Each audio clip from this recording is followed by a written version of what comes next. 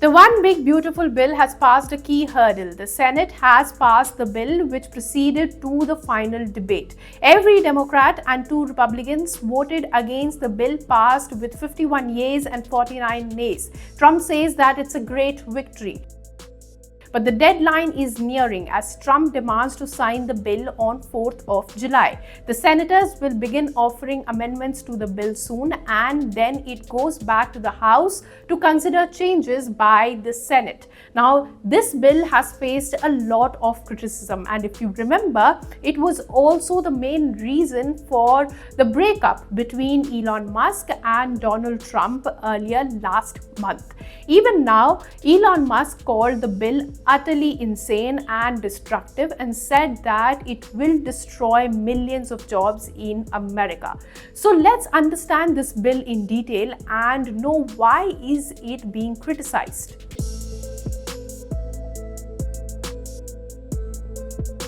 Now, this bill, the one big beautiful bill, is everything that Trump promised in his campaign, from tax cuts to green subsidies. It has everything. But why will it add more debt for the government?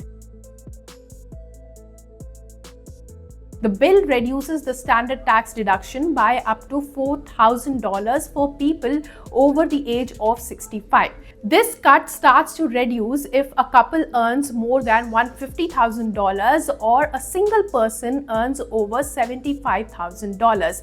At the same time, the bill increases the SALT, state and local taxes deduction. Right now, you can only deduct up to $10,000 in state and local taxes, but this bill raises that limit to $40,000 for married couples earning up to $500,000. So, higher earners, especially in high tax states, can deduct more of their state taxes, so they may pay less to the federal government. The bill also increases the child tax credit from $2,000 to $2,500 per child with strict eligibility limits. Next is deduction for small companies from 20% to 23% and 100% expense. The bill has ended the tax on tips and overtime pay. It also allows Americans to deduct interest on car loans only for the cars made in the US though. The bill hikes funds for hiring more border patrol police to curb entry of drugs and illegal immigrants. So this is the income cut for the government. Now let's come to the cut in expenses for the government via this bill or boost in federal reserves by this bill. On taxes, there is one more thing, tax on remittances. It has hiked the tax on remittances, which is the money sent by non-citizens to their families back home. It plans to tax investments in the US assets by some countries like the OECD countries. It also increases the endowment tax on large universities like Harvard. It also cancels most student loan bailout.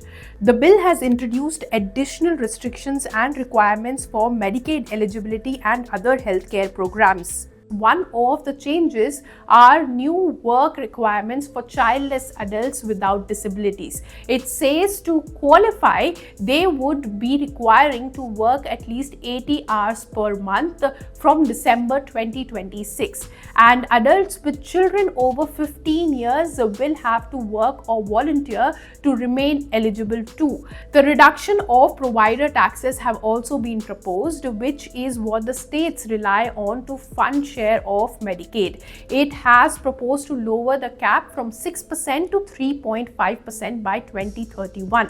It also introduces a $25 billion rural hospital fund though.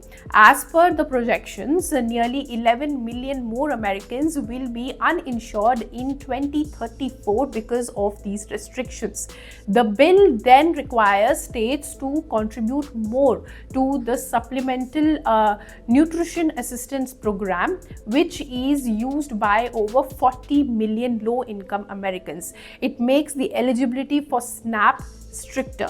The bill proposes to up the debt ceiling also by $4 trillion.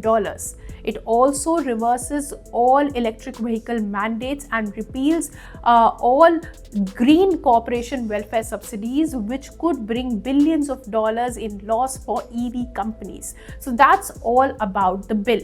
But why is it controversial?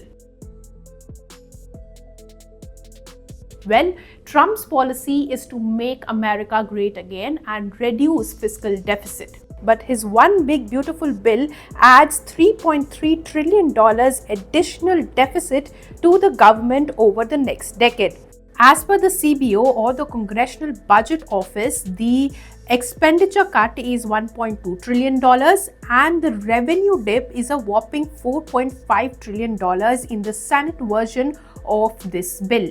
As per some reports, the tax cuts will also benefit higher income households more than the ones who actually need them.